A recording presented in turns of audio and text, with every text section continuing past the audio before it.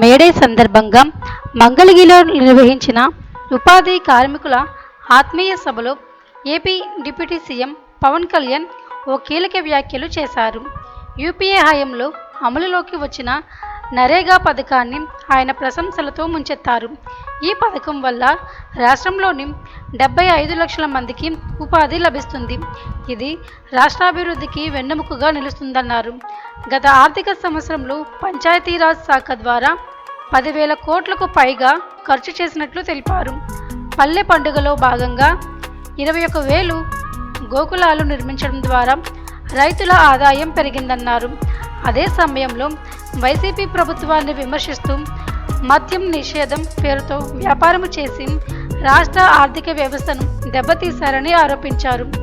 నరేగా కార్మికులకు బీమా పరిరక్షణను విస్తరిస్తూ పరిహార మొత్తాన్ని 50,000 నుండి 2 లక్షలకు పెంచుతున్నట్లు ప్రకటించారు.